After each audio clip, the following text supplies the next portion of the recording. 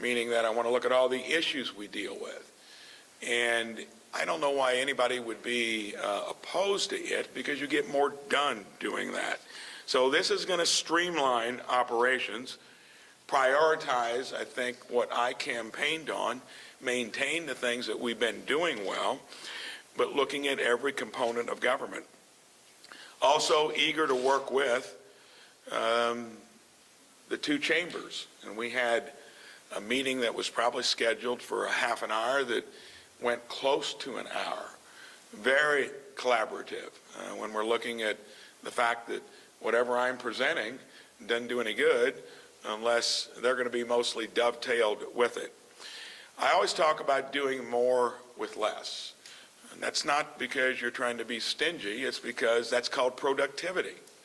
That's the only way you leap ahead in any part of our economy, in any business that's successful. So optimizing fiscal management through operational reorganization, cutting waste wherever you can. I'm not just going to be interested in cutting costs, because if you've been successful in any enterprise, probably more of it's about what you invest in to get a good return on, and always having a balance sheet that enables you to do that. Want to make sure we maintain our AAA credit rating. Another thing, it got easy for me over 37 years when you had nothing, you reinvested every penny, you did some of the things I'm talking about. Well, then when you have something big that you want to do, how do you finance it? Well, AAA credit rating is always nice to have, because it means you can get funds easily at the lowest cost. Some of the particular priorities: K through 12 education, half our budget. Almost all states struggle with the same thing we need to do better at. How do we show steady improvement through every grade, and why have we been stuck for so long in places when we've tried so many different things to make it better? So I'm going to be looking at all the leading edge ways that we teach. I'm a big believer that we got to get more money into the classroom, not on the building and the operations, but into instruction, teachers. We're going to make Choice Scholarship Program universal for all Hoosier families, and to be honest, we've gotten very close to that because we've been on that a long time. I come from a great public school district. Kids have gone there, grandkids. Not all places have it. When you don't, you need options, because you don't want parents to be in a dead end. We're supporting increasing K through 12 tuition by 2% in year one, and then 2% again in year two. Not too different from what we've been doing in the past.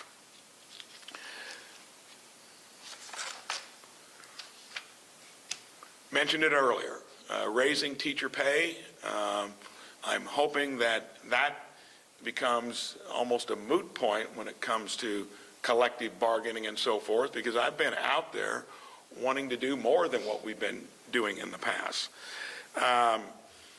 Tax relief.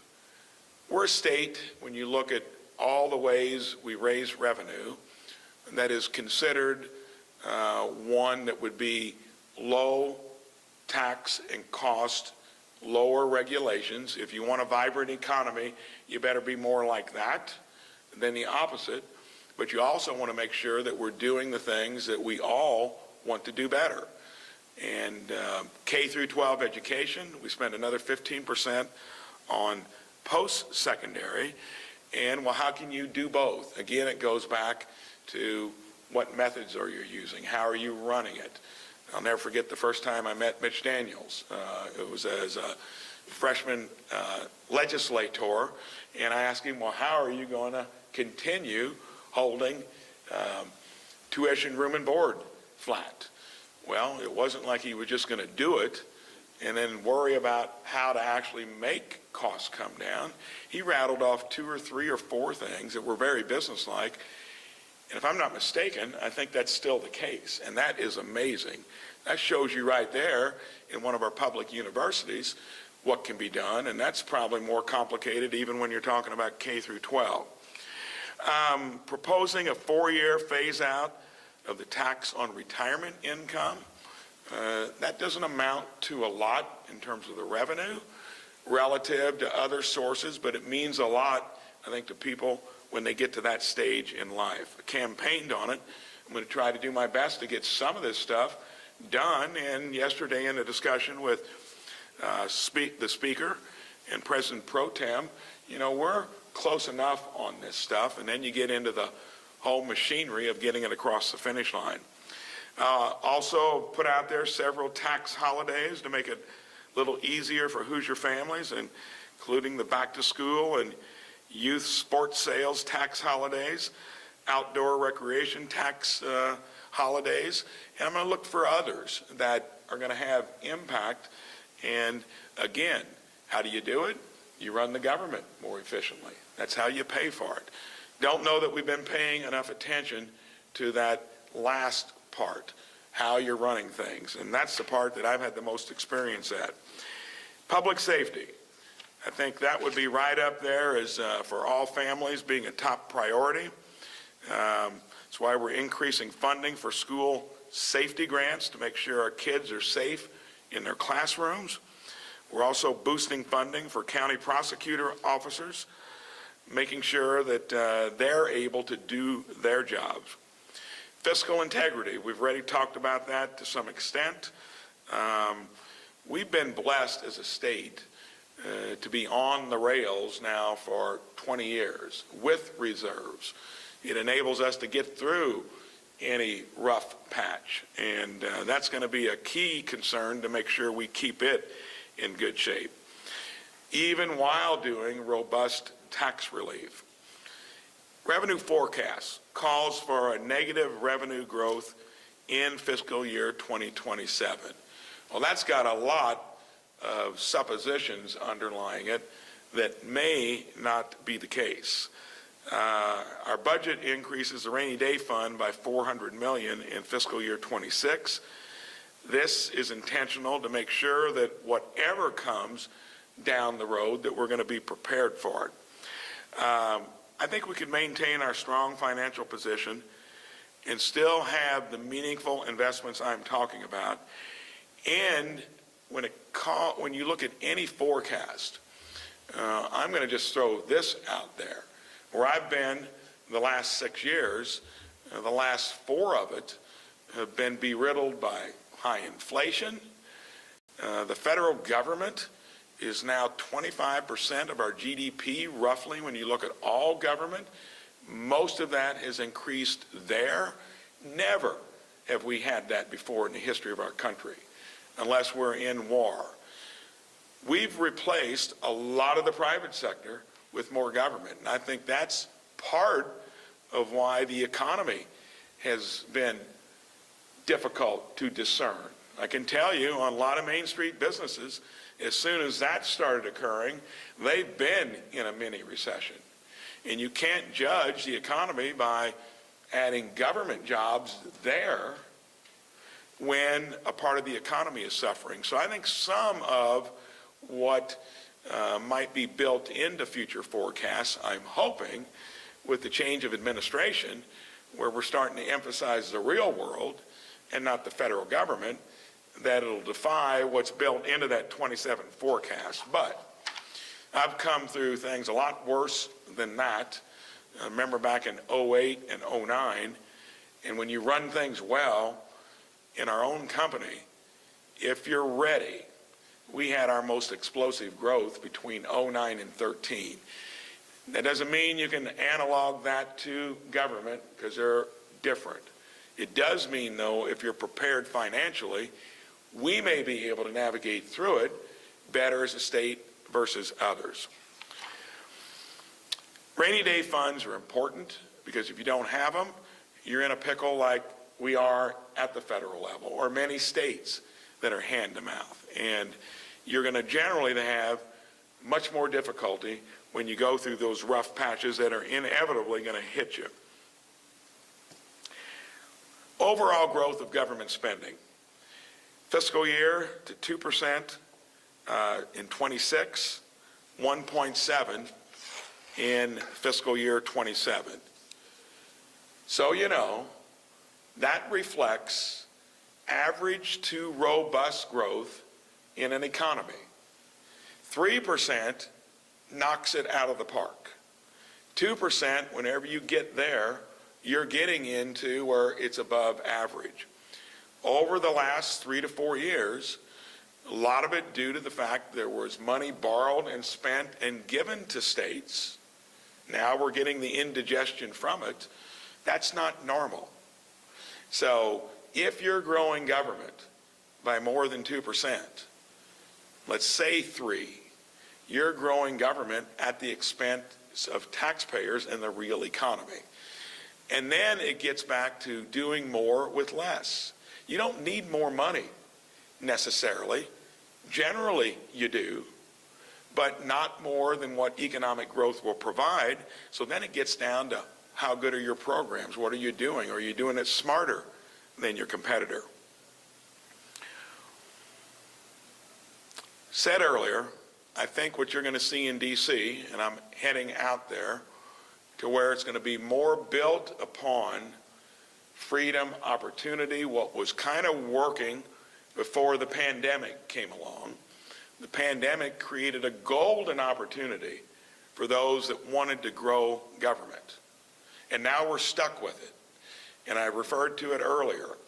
The fact that it is the highest level ever in the history of our country outside of a war, I think that's going to be addressed. You can't do that overnight. And I think all of that is going to maybe defy what some are saying about what the economy might do. I think we're going to see that helping us. But I think if 27 is something that's going to be challenging simply because you can't turn it around as quickly as we want to see on the national level, we as a state are going to be in good shape simply because of how we've run our affairs to date. And what I'm talking about is getting it back to where state government grows at the rate it has traditionally, and we run things better. Imagine if you save 5% on a $22 billion budget. That pays for a lot of stuff, whether you do it in lowering taxes or making good investments that we need to make in things that I've talked about and prioritized in my own budget. I think that pretty well sums up what we're going to do, and I'll close with this. Again, based on the conversation we had yesterday, we've got a supermajority. I served here.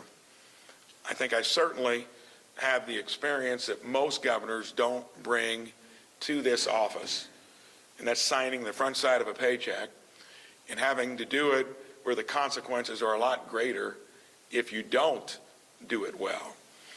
Knowing how the federal government works and that it is going to be in a period of reconciliation. You cannot be on your operating budget borrowing 30 cents of everything that you spend, which manifests itself into a $1 trillion deficit that was annual when I got there 6 years ago. Now it's every 6 months. Those are the headwinds that all of us are going to be contending with in state and local governments and the private sector. But I feel good about the country. I feel good that we've not gotten too far over the edge. Things are going to have to change there, or we either have to work even harder here to defy the consequences of it and take this state, like I've said we can do, to places that other states are going to look to in terms of how to run their own governments. Thank you for listening. I'll open it up to questions. So what spending from the last budget to your budget are you going to reduce in order to pay for things like the tax relief and increases in communication? So we're plowing through all that currently, and I told you earlier we're looking for 5% efficiencies, which will then result in that dividend that we can invest in where we want to spend more, where we want to lighten revenues that we currently generate. So we're not just looking in one area, we're looking across the board, and we're going to have each cabinet secretary find where that's going to be in their own domain, and that's going to be something we flesh out over the next 3.5 months. And the fact that I did that was part of it in 15, 16, and 17, and remember then, that was the year of road funding in 17, wasn't mentioned here. That's another big strategic thing that we're going to have to work on. So a lot of moving parts. But we're going to ask, and it won't be as hard the first year to find savings. Then the key is, what can you extract year after year, and we'll still be looking for them then. So just to clarify. Yeah. 5% from each vertical in the cabinet. On the average. On the average. Yeah, it doesn't mean it's going to come from the same from each one. We're going to look for that aspirationally to do the things that we've campaigned on, that we've prioritized, and I think that's going to be there. And is it 5% in each year of the budget, or 5% across the 2 years? No, I'm talking about 5% across the 2-year budget, and then hopefully, and it could be even that next biennium that we're going to find. And I would hope every year, with the approach I'm taking, with the people I put in there, especially by leveraging technology, which many of our systems are aged out or in need of replacement. That's a whole other capital investment. I can tell you, in the company I ran for 37 years, we tripled the bottom line on the back of technology. And most of my observation here and out there, we are so far behind on technology, and it would be a place that would benefit a lot from it. Familiar with how to do it, again, that'd be a place where I would invest money from the savings we create. On to 2% for. Go here and then, With the 2% you're proposing for schools. yeah, In containing with the property tax changes you're going to make. yeah. How are schools going to be able to close that gap? So let's look at the whole local government funding. So a third of our counties aren't going to have much of an issue because they were responsible and considered their taxpayer when assessed values, we'll just use arithmetic, went up by 20%.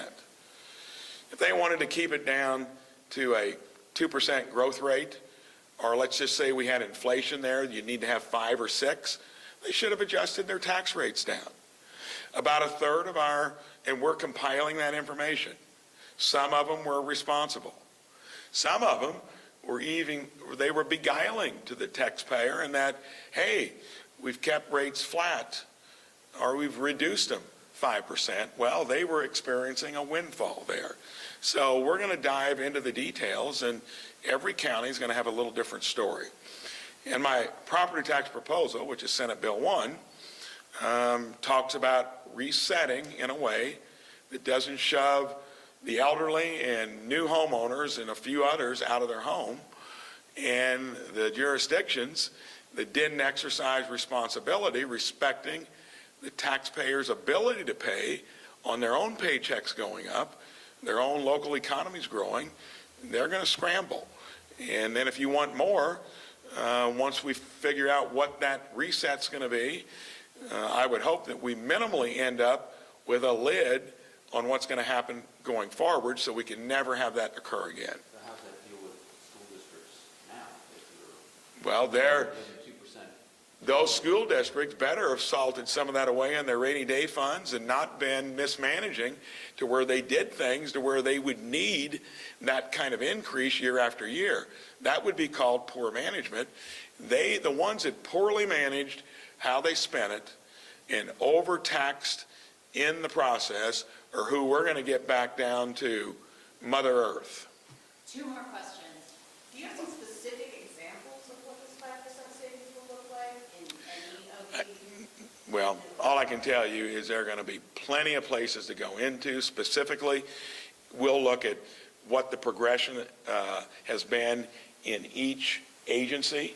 If their budgets are standing out like they've had 10, 15% increases, I'll look to see, was it for something new, or did your baseline just go up?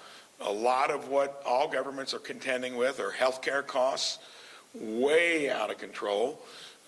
Medicaid, we all know the story of how that impacted us here. So there's going to be some low-hanging fruit in there, but there's nothing that's not going to be looked at.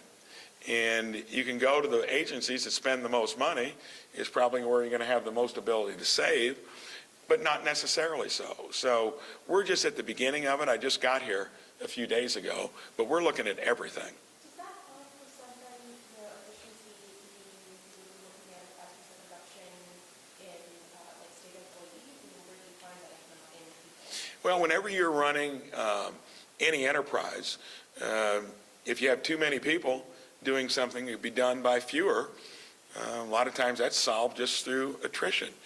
Many places you need more people, or you need more money. I can tell you in technology, from the dismal kind of discussions we've had in terms of what's currently working or what's nearly obsolete, most of it seems to be the latter.